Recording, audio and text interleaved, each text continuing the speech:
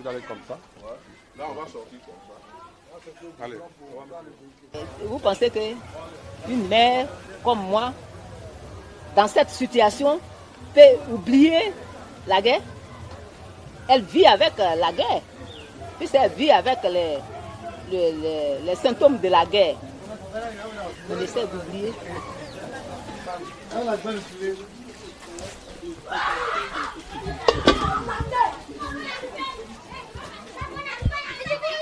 Ça fait 1 an et demi que nous avons des tombes au sein de nos quartiers, proches de nos maisons, qui font qu'aujourd'hui, la réconciliation est très difficile.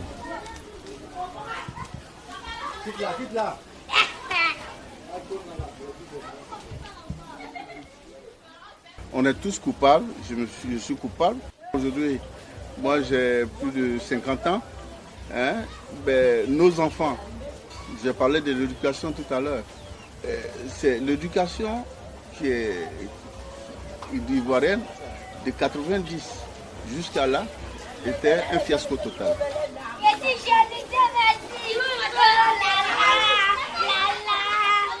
Les mamans.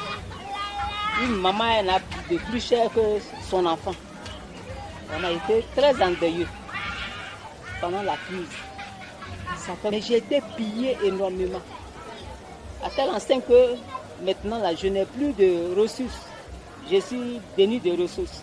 Alors que j'ai une charge énorme. Je dois scolariser mes enfants. Je dois aider mon mari qui ne travaille pas aujourd'hui. Et qui a perdu ses activités. Donc cela m'a plus affecté.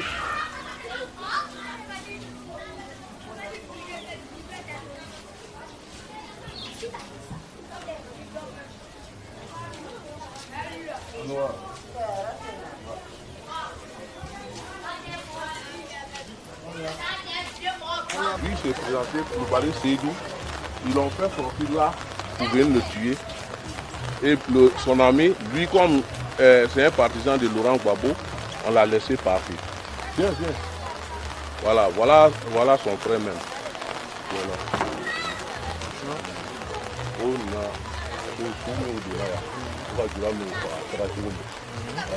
Mais à chaque fois que je me lève le matin, puis je vois la tombe de mon frère. Mais comment il faut oublier? Et puis on te demande de réconcilier. On vient pour venir tuer ton frère. Et puis avec ces gens, on te dit réconcilier. Et puis toujours c'est la même tombe. Mais quand il rate, tu vois comment tu peux oublier et le pardonner. Comment tu peux le pardonner? Ça c'est la question. Le climat n'est pas au beau-fils. On se dit dans la tête, malgré qu'on a l'espoir que ça ne revienne pas, mais on se dit que en étant loin de ton quartier, d'un moment à l'autre, ça peut péter.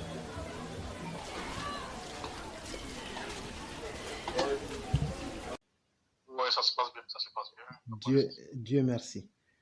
Et c'est toujours un énorme plaisir que de vous avoir. Ouais. Et en toute sincérité, nous sommes en direct actuellement. Ah, vous êtes en direct? Oui, nous sommes en direct. Ah bon, d'accord. Et il y a un élève de la classe qui nous avait posé une question. Oui.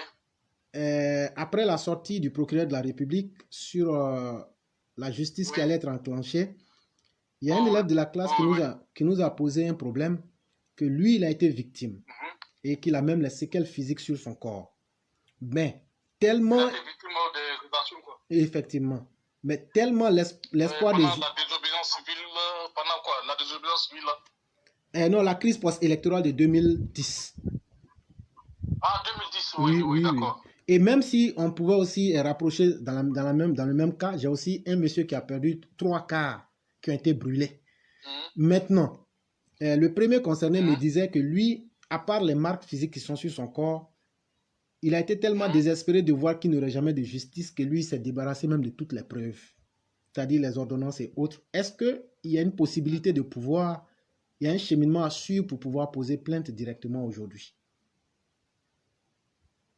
Non, pour celui de 2010, là, c'est trop tard. Ok. Parce qu'en matière de crime, il y a ce qu'on appelle en droit la prescription. Effectivement. C'est-à-dire que quand une infraction est commise, il y a un délai pour porter plainte. Ok. Voilà, quand c'est les délits Quand c'est les délits, c'est 3 ans. Ok. Maintenant, quand c'est les actes criminels, bon, je suppose que peut-être c'est un acte criminel, le fait de truc, c'est 10 ans. Si au-delà de 10 ans, tu ne fais rien, tu n'engages aucune action, tu ne peux plus saisir. Tu peux saisir, mais ils vont te rejeter ta demande. Ils vont dire non. Les avocats, l'autre, il va prendre un avocat, il va dire non, que c'est prescrit. Même s'il est coupable. Mais le fait que tu n'as rien engagé au cours de ces délais-là, tu ne peux plus saisir la justice. Voilà. Maintenant, pour les cas récents des désobéissance civile là, bon, nous sommes encore dans le temps, parce que ça date de 2020, octobre, novembre jusqu'à décembre 2020. Donc, c'est possible de faire une action, de tenter d'action en justice. Ok. Maintenant, quels sont les conseils que vous Je ne sais auriez... pas si vous suivez un peu mon raisonnement. Non, j'ai bien compris. Et moi-même, j'étais conscient de la prescription, du temps de prescription. C'est pourquoi je n'avais même pas voulu prendre le risque de lui dire oui ou non, parce que je voulais que ça sorte vraiment de la bouche d'un praticien du droit. Sauf, c'est-à-dire qu'en matière de prescription, sauf s'il s'agit de crimes contre l'humanité. Ok. Là, il n'y a pas de délai de prescription. C'est imprescriptible, ce sont des crimes imprescriptibles. Okay. Même si tu es un vieux grabataire de 100 ans et que c'est maintenant, on découvre que tu as commis un crime contre l'humanité, on peut te poursuivre. Okay. Mais je ne crois pas que, bon, je ne connais pas sa situation, hein, mais je ne pense pas que ce soit qualifié comme étant un crime contre l'humanité, tel que vous m'avez décrit ce qu'il a subi. Ok. Voilà. Okay. C'est les crimes, donc ce que vos auditeurs doivent retenir, les prescriptions là. Concernant les autres infractions, il y a une prescription. 3 ans pour les délits, 10 ans pour les crimes. Maintenant, les crimes contre l'humanité sont imprescriptibles. C'est-à-dire que là, tu peux saisir, même à 50 ans, après 50 ans, tu peux saisir la justice. Mais les crimes contre l'humanité, c'est les crimes les plus graves, hein, c'est-à-dire génocide, crimes d'agression, et il y a d'autres crimes aussi qui rentrent dans ce cadre-là. Okay. Voilà. Maintenant, donc, voilà la situation. Il n'y a pas de problème. Maintenant, aujourd'hui, au vu de votre expérience dans le droit, et avec ce que le procureur a annoncé, est-ce que vous pensez que les victimes ont des chances de pouvoir un jour se faire entendre et rentrer dans leurs droits? Les victimes ont le droit de se faire entendre, mais comme on le disait tantôt, il faudrait qu'ils agissent dans le délai. Effectivement. Et ils peuvent même intenter une action contre l'État, parce que l'État, qui devait quand même assurer la sécurité un peu partout, c'est vrai que ce n'est pas l'État qui a la responsabilité de ce qui s'est passé, mais il appartenait à l'État, notamment pour la République, d'engager les poursuites contre ces personnes-là. On a constaté que des gens ont été libérés, et comme ça, sans qu'on ne comprenne grande chose, et qu'on a l'impression que ces affaires-là seront mises sous le poisson ou dans les tiroirs. Donc, ces personnes-là peuvent tenter une action en justice et puis engager la responsabilité de l'État pour que l'État puisse. L'État ne peut pas être condamné à des peines d'emprisonnement. Ça, c'est impossible. C'est une personnalité morale. Mais l'État peut être condamné à payer des dommages et intérêts. Voilà, pour le mauvais fonctionnement de la justice. Ok. Donc, c'est possible. Ok. Ça, c'est bien compris. Et la personne qui avait posé la première question se dit être très satisfaite de votre réponse et c'est tout à notre plaisir que nous vous dirions merci. Et maintenant, aussi, quand on regarde la posture de nos dirigeants, et ça, c'est un peu tendancieuse comme question, est-ce que vous ne pensez pas que nos politiciens, en retardant les processus qui concernent les matières judiciaires, est-ce que ce n'est pas une manière aussi de laisser le temps faire son effet pour que les criminels ne soient pas poursuivis? En fait, c'est ce qu'on demande chaque fois. C'est-à-dire que c'est une prime à l'impunité. Effectivement. C'est-à-dire que des gens ont commis des crimes assez graves, mais pour des arrangements politiques, on essaye de les libérer ou de retarder l'échéance. Bon, la fois dernière, le procureur a fait une conférence. Il a estimé que ceux qui ont commis ces crimes seront poursuivis. Le colonel, je vous assure que rien ne se fera. Rien ne se fera parce qu'aujourd'hui, la situation est que si jamais le pouvoir actuel essaie de tenter, les gens vont créer au complot politique, tout ça là. C'est dès le départ, il devait frapper fort. C'est-à-dire qu'à partir du moment où les Africains avaient été arrêtés là, ils ne devaient pas, sous aucune excuse, les libérer. À partir du moment où ils ont été libérés, même si c'est une liberté provisoire, ils ont été élus députés. Et les Kikawé qui sont sortis, ils ont été même transportés même en France ici pour être soignés. Ils sont libres de les mouvements. Mais ça sera quand même contradictoire, un peu incohérent de les poursuivre aujourd'hui. Tu vois? Donc, ça fait que, bon, on passe de perte à profit ce qui s'est passé. Alors qu'il y a des victimes, des gens qui ont perdu, comme le gars là, qui a perdu ses cas là. C'est une victime. C'est une victime, il a perdu ses cas, il n'a rien demandé. Il n'a rien demandé, il n'a commis aucun acte, les gens viennent brûler ses cas. C'est une victime. Normalement, l'État devait le dédommager. À part du moment où l'État ne fait rien, il laisse passer ces affaires-là comme ça par rapport à la situation politique, aux arrangements politiques. Ces personnes-là, je pense qu'il est temps pour eux de s'organiser en collectif, essayer d'attaquer en justice même la responsabilité de l'État. Ok. La responsabilité de l'État. C'est-à-dire que, comme je le dis, je me répète, l'État ne sera pas condamné à faire une peine d'emprisonnement, mais à dédommager. Ok. Et donc... C'est-à-dire que ce monsieur du cas-là, il peut amener la justice à condamner l'État à l'indemniser par rapport à ces cas qui ont été brûlés, qui ont été détruits. Ok. Je comprends maintenant. Je comprends très bien. C'est-à-dire que, donc, en réalité, ce qui a été fait, c'est juste un coup de communication et un coup de jeu politique. Voilà, un coup de jeu politique. Non, vous avez bien compris, monsieur le Créer. Quand je vous écoute, je sais que vous êtes très outillé, vous avez une expérience, vous savez un peu comment les choses fonctionnent. C'est un coup de communication. En fait, c'est une épée de Damoclès qu'on fait peser sur ces personnes-là, alors qu'en réalité, rien n'est fait. C'est ce que moi je reproche au pouvoir-là. C'est-à-dire que soit on fait la justice, ou on ne fait pas la justice. Et voici un individu comme Rafik Destin, qui était très virulent, c'est lui qui incitait les gens à commettre des exactions. Il y a eu des crimes, près de 180 personnes qui ont été tuées.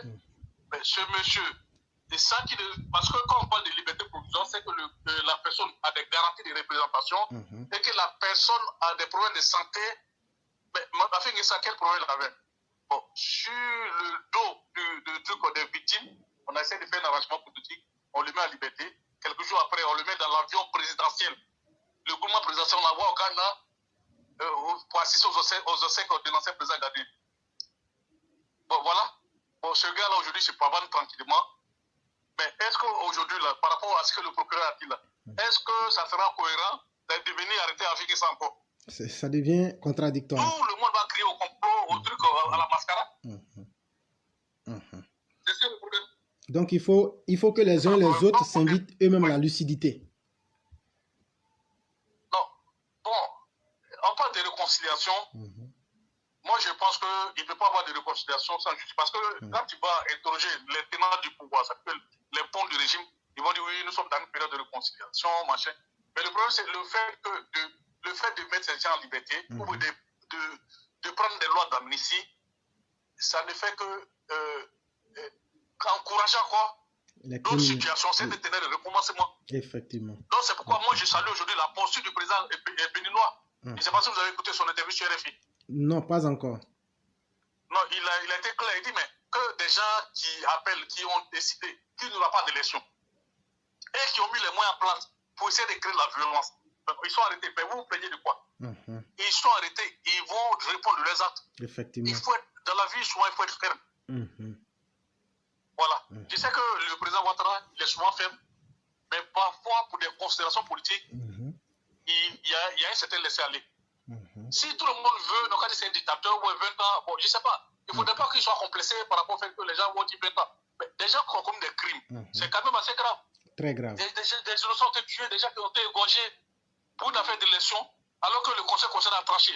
Et prenez le cas du Sénégal. Il y avait une affaire de troisième mandat là-bas. Les opposants, ils ont contesté. Dès que le Conseil constitutionnel s'est prononcé, tout le monde est rentré dans les rangs. Ils se sont préparés, ils se sont regroupés en coalition, ils sont le bas dans les urnes. Mais nos opposants ont refusé de faire ça. Ils ont préféré la belligérance. Inciter les gens à commettre des sensations. Et nous en sommes là aujourd'hui. C'est ce qui est regrettable. Très regrettable. Et une toute dernière question que j'allais vous poser pour ne pas abuser de votre temps. Vous-même, en tant que praticien du droit, quand vous regardez l'avenir de la Côte d'Ivoire avec la posture de la justice qui est trop politisée, vous comprenez ce que je veux dire? Est-ce qu'une telle Côte d'Ivoire vous inspire assez d'optimisme pour les générations à venir si nous continuons à agir ainsi? Ah non, Oui, allez-y, je vous écoute. Ouais, félicite. Oui, non, je disais comme ça, avec cette posture où on passe de perte à profit des situations aussi graves que des atteintes aux droits humains et qui sont des faits même avérés. Et on voit aussi des machinations politiques où la prescription du temps vient balayer les effets et autres, et encore les arrangements politiques. Quelle est votre perception de l'avenir? Et est-ce que vous êtes serein face à l'avenir ou bien vous pensez que cette situation, on pourra la changer et qu'est-ce qu'on peut faire pour changer tout ça? Bon, moi, je pense qu'actuellement, nous sommes dans une situation où la justice fonctionne très mal. Il y a 2 poids, 2 mesures. Vis-à-vis de certains individus, la justice est impitoyable. Et ça, c'est Je quelles n'ai pas d'affection particulière Oui. pour les souris ou autres. Je n'ai pas d'affection particulière. C'est quelqu'un même que je retrouve son comportement. Il a une tendance même à utiliser les armes en politique. Mais je constate simplement que vis-à-vis de lui et de ses soutiens, la justice est sans constitution. Maintenant, concernant les gens du PDCI, les autres personnes, les autres opposants, comme ceux du PPAC aujourd'hui, FPI, oui. On est un peu clément. Effectivement. Trop même, je dirais laxiste. Les gens comme les Katina Koné, qui ont fui avec des milliards, aujourd'hui, ils ont été amnistiés, et même ils ont été intégrés à la fonction publique. Effectivement. Les instituteurs publics, comme les trucs Boga Sako, qui passaient tout le temps sur Afrique Média, à inciter la haine, à inciter le peuple à la révolte, qui ont encouragé les gens même lors de la désobéissance civile, se repromettre tranquillement au pays. Nous avons vu les gens comme, comment on appelle ça même, le gars du FPI là, qui a démissionné là, qui est toujours sur Internet, j'ai oublié son nom là. Jean Bonnet. Oui. Jean Bonnet était le porte-parole de Afikessa. On a vu les discours de Jean Bonnet. Quand même, il a publié sa page des proies gamés, tout. Effectivement. Mais ce gars-là, il a suffi qu'il change un peu d'avis et qu'il prenne la parole ou il fait des publications qui caressent un peu dans le sens du poil le pouvoir. Mais tout est abandonné.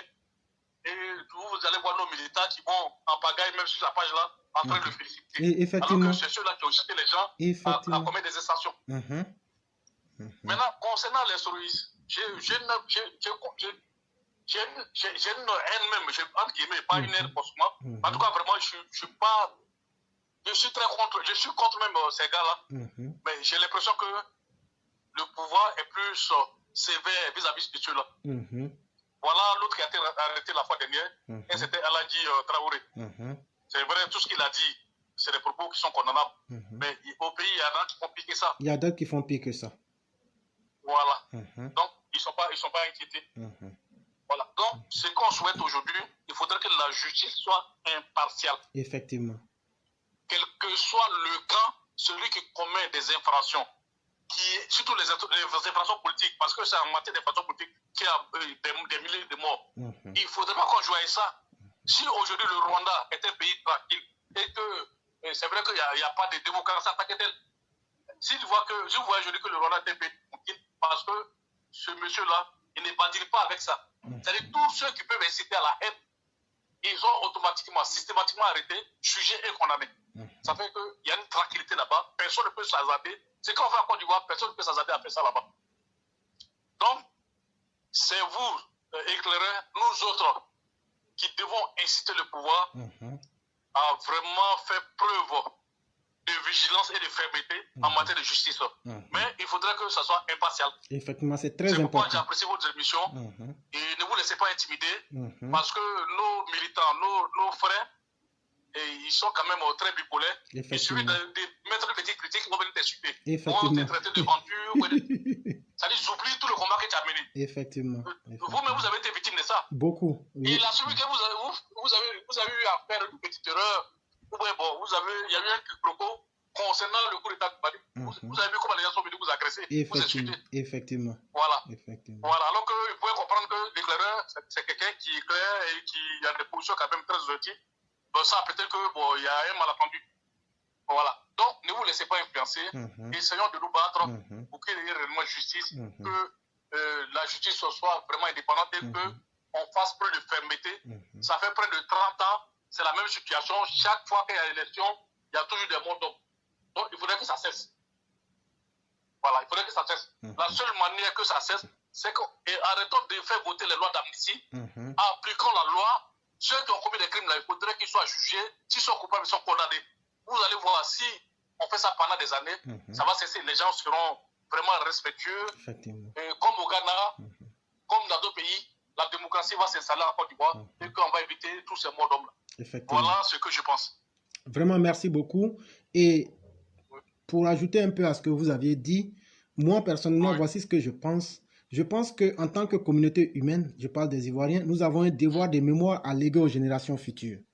Et aujourd'hui, si nous leur faisons, si nous leur donnons en héritage notre incapacité à créer des conditions d'une justice, est-ce que l'histoire même du pays ne sera pas tronquée? Que les criminels vont tellement prendre confiance que si par un concours de circonstances, ils se retrouvaient à la gestion, demain, c'est ceux qui ont été laxistes, je vais dire les dirigeants actuels, parce qu'ils n'ont pas donné une conduite claire en matière de justice. Est-ce que demain, les criminels ne vont pas vouloir réécrire l'histoire pour dire qu'eux n'ont jamais rien fait, mais c'est plutôt ceux qui étaient à cette époque-là la gestion qui n'ont jamais rien fait? Je ne te coupe pas la parole, mais aujourd'hui là, bien qu'ils ne soient pas au pouvoir, bien qu'ils soient loin du pouvoir, mais est-ce que tu les attends? Est-ce que vous les attendez? On les entend très bien. Quand on les attend, c'est comme s'ils n'ont rien fait, hein. Ça veut dire qu'ils ont été victimes. Il y en a même qui disent que si le 6 se transforme en 9 ou le 9 se transforme en 6, on va voir. Ça veut dire que tout ce qu'on a vécu là, c'est rien. Hein. Les gens cherchent même à faire pire que par le passé. Parce qu'il y a eu de l'impunité. Il y a eu de l'impunité.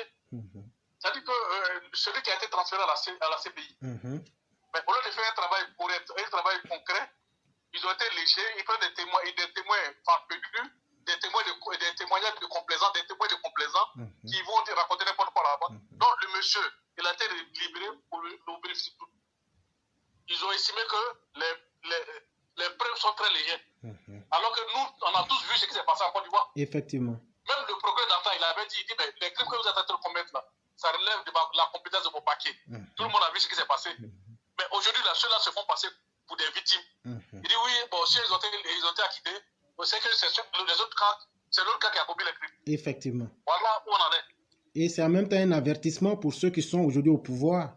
Si vous ne mettez pas les conditions d'une justice équitable et accessible à tous, demain vous serez non seulement comptable de votre incompétence, mais vous serez aussi comptable du travestissement même de l'histoire, parce que ce sont les criminels qui écriront l'histoire du pays. Et ça, c'est clair. Et ça, il faut qu'on leur dise ça actuellement. On ne peut pas jouer avec la justice. Et c'est très important. En fait, c'est ça le problème de la Côte d'Ivoire. On joue avec la justice. C'est-à-dire que la justice, c'est selon la tête du client. Soit on applique soit on fait la justice, ou on ne fait pas la justice. Effectivement. C'est-à-dire que vous ne pouvez pas laisser des gens qui ont appelé au meurtre, qui ont incité les gens à la violence. Il y a eu des morts d'hommes. Vous les laissez en liberté. Et il y a certaines personnes que vous prenez, vous les mettez en prison. Mais parmi ceux que vous mettez en prison, vous laissez ceux qui ont tendance à vous soutenir, vous les libérez, et les autres sont laissés pour compte. Vraiment, c'est pas bien. C'est pas bien. Voilà, moi, je soutiens ce régime, mais il faut reconnaître qu'il y a quand même quelques problèmes. Il y a beaucoup de problèmes en matière de justice. La justice, il y a quand même un seul problème. Il y a une défaillance. Voilà, il y a un seul problème. Okay. Et maintenant... J'ose espérer. Oui. Comme il semble-t-il qu'il y aura un nouveau gouvernement, bon, les gens on parle de ça, je ne sais pas si c'est vrai ou faux. J'ose espérer que, de toute façon, le président Ouattara n'a plus grand chose à faire. Il a fait ses 2 mandats, il a en train de faire un premier mandat de la 3e République. Donc je souhaite qu'il soit vraiment rigoureux, qu'il soit ferme en matière de justice. Il a commencé déjà à travers les audits. Ça c'est bon, ça a salué. Mais qu'est-ce que vous pensez de la déclaration du ministre de... Sur le plan pénal, il faudrait qu'il exerce la même fermeté. Parce que moi, les déclarations du ministre de la Communication ce soir m'ont un peu déçu. Quand il disait comme ça que les preuves d'audit ne sont pas des choses qu'on devrait mettre sur la place publique. Et moi, ça m'a donné personnellement un sentiment, parce qu'aujourd'hui, les conséquences touchent tout le public. Quand quelqu'un... Voilà. Et donc, de telles choses, pour que le gouvernement ne soit pas un jour pris comme, je dirais, complice même de ces personnes-là, certes, on ne dit pas de nous donner tous les détails, mais au moins, il faudrait que l'évolution juridique de ces affaires-là, tout le monde soit mis au même pied d'égalité. Et moi, quand j'ai entendu le ministre de la Communication dire que ce n'était pas quelque chose qui devait mettre au grand jour, ça m'a beaucoup fait froid dans le dos, sincèrement. Non, il n'avait pas. En fait, il y a souvent des erreurs de communication. Un audit, là, ça doit être rendu en public. Effectivement. Le fait même de cacher ou de masquer l'audit, ça veut dire que vous reprochez certaines personnes. Effectivement. Et donc, ça veut aussi dire, voilà, peut-être par ricochet, qu'il ne faut pas s'attendre à des résultats spectaculaires. Ah, mais si c'est caché, ça veut dire qu'on ne veut pas que le peuple en sache. On veut pas que le peuple... Si vous avez fait un audit, à partir du moment où l'audit a été fait, le rapport a été rendu au président de la République, au gouvernement, il faudrait que ce soit public. Parce qu'au moment où on faisait l'audit, tout le monde a été informé, on sait qu'il y a un audit qui a été fait. Mais pourquoi maintenant cacher les résultats? C'est qu'on est en train de biaiser même la situation. Effectivement. Il faut rendre ça public, donc ceux qui sont coupables soient jugés. Voilà, on les condamne, soit à des peines d'emprisonnement, pour rembourser tout cet argent-là qui ont été détournés. C'est ça qu'on appelle un état de droit. Ça, c'est le minimum. Hein. Il ne s'agit pas de les enlever à leur poste et puis les laisser comme ça. C'est vrai que c'est des gens peut-être qui ont lutté, qui sont des militants, machin, mais ce n'est pas ça. Nous parlons de la République du Côte d'Ivoire. Effectivement. Ce n'est pas une affaire de copinage, une affaire de militantisme. Les biens qui ont été donnés, c'est les biens du contribuable. Ça appartient à tous les Ivoiriens. Que ce soit RHDP, FPI, PPACI, PDCI, nous sommes tous des Ivoiriens. C'est le fruit de nos impôts. Quand on travaille, les impôts qu'on fait des achats, les taxes qu'on paye, c'est ça là qui constitue le budget. Donc, quand on confie à des gens, il faudrait que ce soit géré comme ils gèrent ça comme des bons pères de famille. À partir du moment où il y a quand même des détournements, il va falloir que ces personnes-là soient condamnées à rembourser. On saisit les biens pour que ça soit remboursé. C'est tout. Vraiment, merci beaucoup. Et avant de vous laisser, j'allais d'abord faire votre présentation à ceux qui ne vous connaissent pas. Et surtout, vous allez me permettre de lire ce qui était entre vous et moi aujourd'hui. Vous avez dit ceci de façon spontanée. Éclaireur, n'hésitez jamais, au cas où vous le souhaiteriez, que j'intervienne personnellement dans l'une de vos émissions. Ce jour, c'est un jour ou l'autre, et sur n'importe quel sujet de droit, ce sera avec un plaisir renouvelé. Et ça, c'est un message que vous m'avez adressé. Et je vous dis, cher aîné, merci du respect que vous m'accordez. Et moi, j'aime le dire ainsi, quand je me sens profondément dans quelque chose, je parle comme ça. Je dis le respect que vous m'accordez, que Dieu vous accorde cela, mais qu'il accorde 10 fois cela à vos enfants et à vos progénitures. Merci beaucoup, éclaireur. Avec toutes les bénédictions vous le méritez. Qui vont. Vous faites vraiment un bon travail de conscientisation, de formation des masses. Parce que l'ignorance est une maladie pour nous les Africains. Pour ne pas trop prendre votre antenne en otage, vous voyez ce qui se passe au Mali. C'est l'ignorance qui est à la base de tout ce qu'on assiste. Effectivement. C'est-à-dire que déjà, une décision qui a été prise par 15 pays. Le président Ouattara n'est pas le président de la CEDEAO. Il n'est pas le seul à avoir pris la décision. Mais des gens qui sont manipulés, des ignares, des analphabètes, se lèvent, ils passent leur temps à l'injurer, à l'insulter. Comme si c'était lui qui représentait la CEDEAO. Tout ça, c'est l'ignorance. C'est pourquoi ces gens de mission-là permettent de former, de conscientiser les masses. En cela, je vous tire mon chapeau, continuez, vous faites une très bonne émission. Lorsque j'ai le temps, j'écoute souvent. Franchement, c'est intéressant. Et puis les thèmes, ce sont les thèmes d'actualité. Donc, on ne peut que vous encourager, vous remercier, vous féliciter pour tout ce que vous faites. Merci beaucoup. En tout cas, bon courage à vous. Merci et continuez. Ne soyez pas complexés, j'insiste dessus. C'est-à-dire que le sujet que vous passe par la tête, même s'il s'agit de gratiner le pouvoir, on sait qu'on soutient tous le régime en place. Mais nous, le souhait, c'est que demain, M. Ouattara, le président Ouattara, soit considéré comme un. Après, il faut banir le président qui a beaucoup apporté à la Côte d'Ivoire. Effectivement. Ce qu'on est en train de faire là, c'est pour l'aider à rentrer dans l'histoire. Effectivement. On n'est pas contre lui. Donc, souvent, on a amené à faire des critiques. Il faudrait que les gens acceptent ça. Voilà. Donc, sur ce, je n'ai pas monopolisé l'antenne. Je vous souhaite bon courage. En tout cas, continuez comme ça. Et je pense que vous faites de très, très belles choses pour la Côte d'Ivoire. Merci beaucoup, docteur. Vous passez une excellente soirée. Que Dieu nous protège tous et qu'il nous accorde ses grâces. Merci beaucoup. Et puis je salue tout le monde. Merci beaucoup. Tous les auditeurs. Merci. Merci beaucoup. Et à bientôt. À bientôt. Les murs de la Cité Rouge d'Abidjan témoignent de l'âpreté des combats. Ce campus universitaire criblé de balles, c'était Fort Gbagbo, le QG de la FESI, un syndicat étudiant réputé pour agir comme une milice, celle de Mia Augustin. Aujourd'hui, ces jeunes affirment l'avoir échappé belle. Depuis la chute de Laurent Gbagbo, les miliciens ont déserté. Tous ceux qui répondaient au nom des ordres de Mia Augustin, tous ceux qui étaient des hommes en armes, qui étaient là sous la coupole de Mia Augustin, il n'y a présentement personne. Car la peur a changé de camp. Dans les rues d'Abidjan circule la rumeur d'une traque meurtrière contre les miliciens de la FESI. L'un d'entre eux, un haut responsable, a accepté de témoigner. Le rendez-vous a été fixé dans une maison à l'extérieur d'Abidjan. Impossible de le situer ni de voir son visage. Il nous demande de lui garantir l'anonymat. Est-ce qu'aujourd'hui vous craignez pour votre vie? Oui, donc on craint pour notre vie. Tout à l'heure, si on sait que je suis là, on peut venir m'attraper. Si je voulais que quelqu'un dise voilà, puis on vient. Donc on a peur, beaucoup peur. Nous FESI, je ne suis pas patron, je suis FESI. Et on a commis des fautes graves. Donc, quelle faute? Vous parliez de faute, quelle faute par exemple? La FESI, on a tué, on a frappé des gens. Oui, sur le campus, on a frappé, on a tué. Si vous partez au campus 2 en bas, là, dans le bas-fond, si vous regardez bien, fouillez, vous allez trouver des os là-bas, des gens qui ont été enterrés vivants. Qui vous avez tué? Des étudiants proches de l'autre parti. Ce parti qui est actuellement au pouvoir. Parce que nous, on ne voulait pas que nos syndicats nous concurrencent. Il a été tué, et tous ceux-là, ils vont se venger. Ils vont se venger. Nous sommes responsables de cette situation-là.